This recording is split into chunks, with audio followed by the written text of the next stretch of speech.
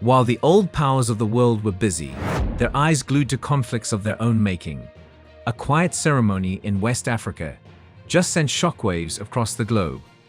On June 26, 2025, inside the presidential palace in Ouagadougou, a young captain, with revolution in his voice and the weight of a nation on his shoulders, stood to receive the credentials of 8 new ambassadors. Now, this wasn't just some diplomatic formality. It wasn't just a few handshakes and a photo op for the evening news. No, this was something else entirely. This was a declaration. In the very halls where the ghosts of colonial masters once roamed, a new map of the world was being drawn. A map where the lines of power no longer flow from Paris or Washington, but radiate outwards from the capitals of a rising global south. The 8 nations that stood there to honor Captain Ibrahim Traoré, India, Turkey, Cuba, Gabon, Equatorial Guinea, Sierra Leone, Luxembourg, and Bangladesh, weren't chosen by accident. Each one was a deliberate move, a chess piece placed with strategic precision. So how did this seemingly routine diplomatic event become a move that has the world on high alert? To understand the earthquake, you have to understand the pressure that's been building underground for decades. This is the story of how a single ceremony became the symbol of a continent's defiant awakening. To really get why that day in June mattered so much, you have to go back. You have to look at the system designed to keep Africa on its knees. For over a century, the story of French-speaking Africa was a story written in Paris. They called it France-Afrique, a shadowy web of political favors, economic dependency, and military muscle that made sure French interests always came first, usually at the expense of African sovereignty. At the heart of this neo-colonial machine was the CFA franc, the currency used by 14 African nations, including Burkina Faso. For decades, these nations were forced to deposit 50% of their foreign currency reserves into the French treasury. Just think about that.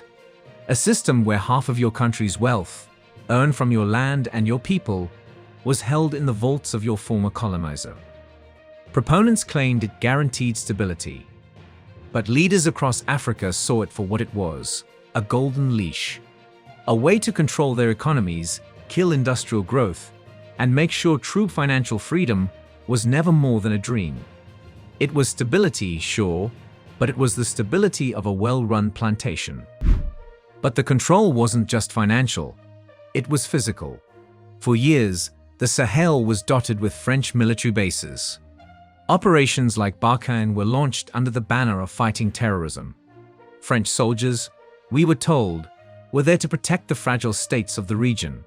And for a while, people wanted to believe it. But as the years dragged on, the security situation didn't get better. It got worse. Violence spread. Instability grew. And a suspicion began to creep into the minds of the people in Mali, Niger, and Burkina Faso.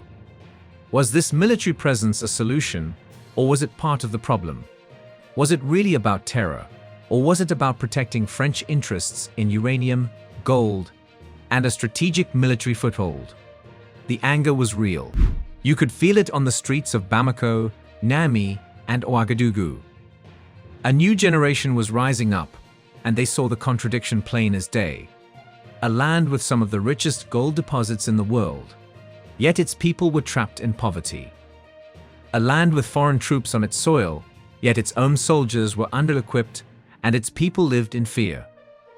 This growing anger was fertile ground for the memory of a man whose ghost has haunted West Africa for decades. Captain Thomas Sankara. Back in the 1980s, Sankara, Burkina Faso's revolutionary leader, dared to dream of something different.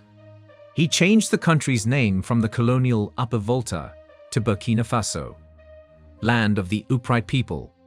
He vaccinated millions, championed women's rights, and planted 10 million trees to fight back the desert. And most dangerously of all, he talked about self-sufficiency. He rejected foreign aid, calling it a tool of control. Sankara's famous words echoed through the years. He who feeds you, controls you. His defiance was electric. but it was cut short. In 1987, he was assassinated in a coup that many believe had the fingerprints of foreign intelligence all over it. His death was a warning to any other African leader who dared to step out of line. The message was clear: your sovereignty has limits, and we define them. For 30 years, that warning seemed to work. But the ideas of Sankara, dignity, sovereignty, Pan-African pride, they never really died.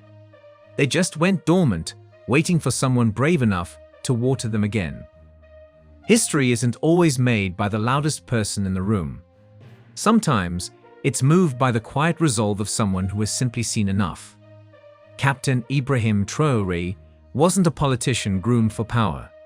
He was a soldier, born in 1988. He grew up in the shadow of Sankara's murdered dream. At 37, he's one of the world's youngest leaders, a man who rose not from a political office, but from the front lines of a failing war. As a captain in an anti-terrorism unit, Traoré saw the hypocrisy up close. He saw Burkina Faso soldiers fighting and dying with poor equipment, while elites in the capital got rich and the foreign partners who promised security couldn't or wouldn't stop the bleeding. This wasn't just a strategic failure, it was a national humiliation. And he wasn't the only one who felt that way. It was a feeling shared by his fellow officers and by millions of his people. His rise to power in late September 2022 wasn't just another military coup. It was the explosion of years of pent-up frustration. The government he overthrew was itself a military junta that had promised to fix the security mess, but was seen as just another puppet of France. Traoré's move was seen by many not as a power grab, but as a restoration of national honor. From his very first speech, you knew this was different. He spoke a language that hadn't been heard from the presidential palace in over 30 years. He talked about sovereignty, about Pan-Africanism. He said the fight wasn't just against terrorists, but against the neo-colonial system that created them. He was directly echoing Thomas Sankara, promising win-win partnerships, and that Burkina Faso would now look at other horizons. And he backed it up with action. In early 2023, his government did the unthinkable. It ordered all 400 French Special Forces troops to leave the country. Then the French ambassador was told to pack his bags. He was systematically cutting the strings that had controlled his nation for decades. Of course, the reaction from the West was immediate and predictable. He was branded a junta leader, an autocrat, a guy who was isolating his country. They warned that by pushing France away, Burkina Faso was opening the door to Russia. But what they didn't seem to get, or refuse to admit, was that for the Burkina Faso people, the old system had already failed. The stability they were being offered had only brought poverty and fear. For them, Traoré's actions weren't a gamble. They were a long overdue act of survival. He met their narrative head-on. In his public speeches, often in his simple army fatigues, he framed this as a second war of liberation. He wasn't isolating his country. He was freeing it to choose its own friends. This quiet captain was now fighting a new kind of war on the world stage, a war of narratives. And the ceremony, on June 26, would be his biggest move yet. The scene at the Kuluba Palace, on June 26, was that of a nation remaking its own destiny. This wasn't the nervous energy of a new regime looking for approval. This was the calm, deliberate act of a state asserting its power. The red carpet, the full military honors, every detail sent one message. Burkina Faso is not a client state. It is a sovereign power. As the 8 ambassadors prepared to present their credentials, the world was watching the public unveiling of Ibrahim Traoré's new foreign policy. It was a masterclass in diplomacy, and each country there represented a pillar in the new world he was trying to build. First up, India. And that's no accident. India, a giant of the global south, represents the ultimate alternative to the old power games. This isn't about aid with strings attached. It's about cooperation between nations that have fought the same battles. For years, India has been a quiet partner in Burkina Faso, helping with solar power, farming, and tech. By putting India front and center, Traoré was signaling a pivot to a partner that offers collaboration without the colonial baggage. Next, Turkey. This is a fascinating move. Turkey, a NATO member, has carved out its own fiercely independent foreign policy. For Burkina Faso, Turkey is a game-changer for security. Turkish-made drones are a potent, affordable alternative to Western military hardware. Plus, Turkish companies are building major infrastructure all over Africa without the political lectures. This partnership is a direct challenge to France's old role as the region's security provider. The arrival of the Cuban ambassador was pure, revolutionary symbolism. The bond between Cuba and Africa was forged in the fire of anti-imperialist struggle. Thomas Sankara himself was close with Fidel Castro. By reigniting this bond, Traoré is getting more than just access to Cuba's famous healthcare system. He's making a powerful ideological statement, placing his government in a global tradition of resistance. Gabon and Equatorial Guinea. Seeing ambassadors from two Central African nations shows another key part of Traoré's vision. African solutions for African problems. For too long, African nations were told to look to Europe for help. This is a deliberate turn inward. Both Gabon and Equatorial Guinea are oil-rich, offering potential energy partnerships. But more than that, their presence is about strengthening African unity and trade. Sierra Leone. The handshake with the ambassador from Sierra Leone was a handshake between two nations that know what it means to survive. Both countries have lived through civil war and the long struggle of rebuilding. This isn't a donor-recipient relationship. It's a partnership of survivors sharing lessons on how to build peace from the ground up, on their own terms. Bangladesh might seem like an odd choice, but its inclusion is a stroke of genius. Bangladesh offers Burkina Faso a blueprint.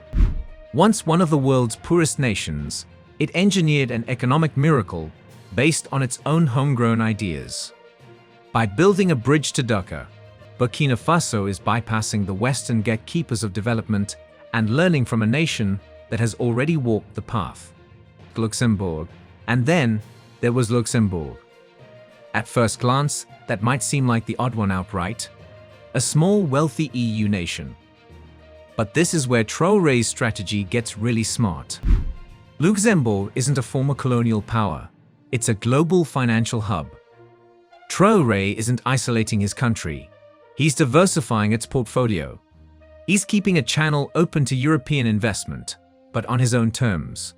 He's saying Burkina Faso is open for business, but the price of admission is no longer its sovereignty. Each of those 8 handshakes was a chapter in a new story.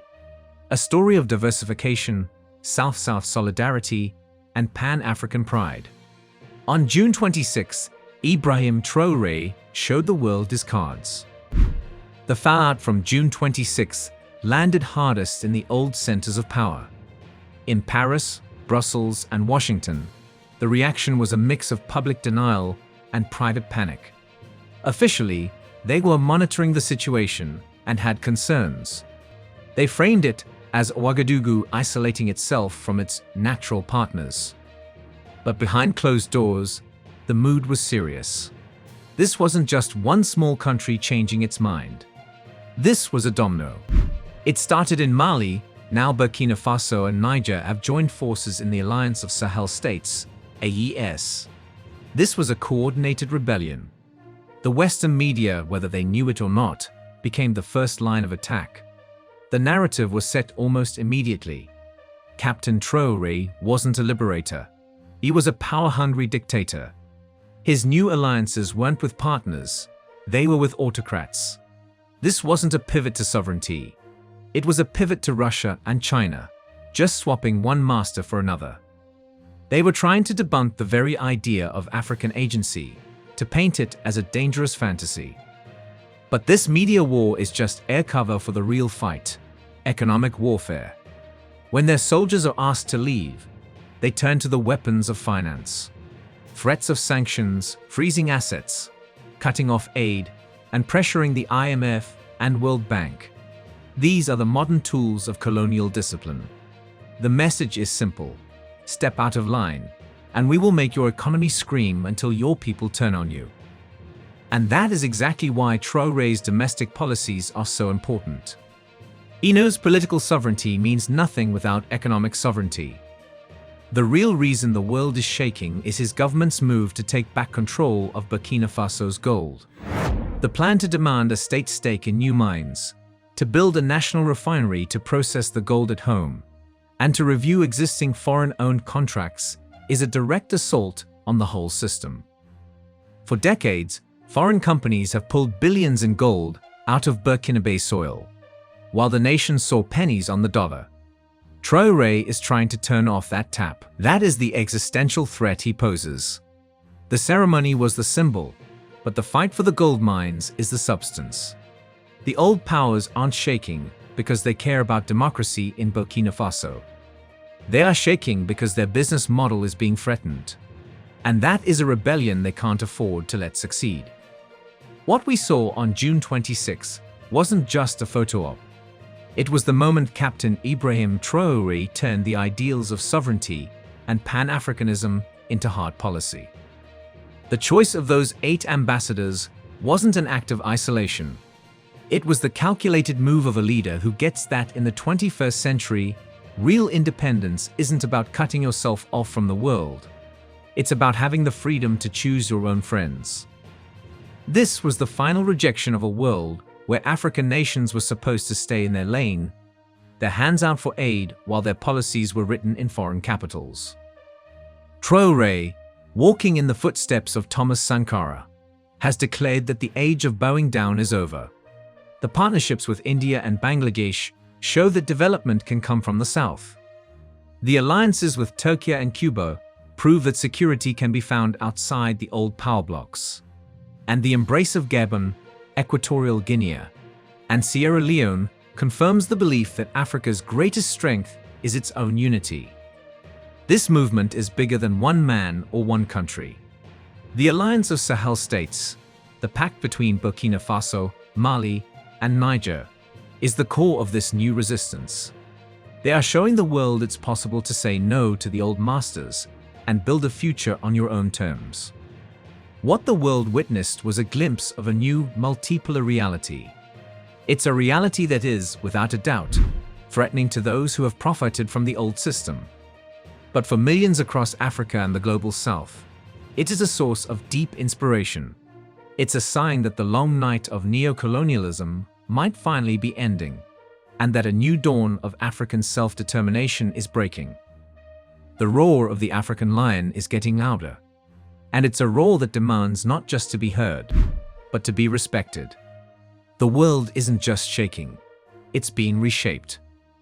The story of Burkina Faso's rise is the story of Africa's awakening.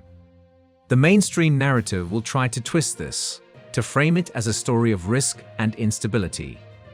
They don't want you to see it for what it is, a courageous fight for dignity and freedom. If you believe in the right of all nations to determine their own destiny, if you believe that Africa's future should be in the hands of Africans, then you are part of this awakening. Share this video. Spread this message far and wide. Let the world know the real story of what is happening in the heart of the Sahel. Subscribe to this channel for more content that tells the truth about Africa's rise, a truth they don't want you to hear. Join the movement and let them know that the world is watching, and we stand with the land of the upright people.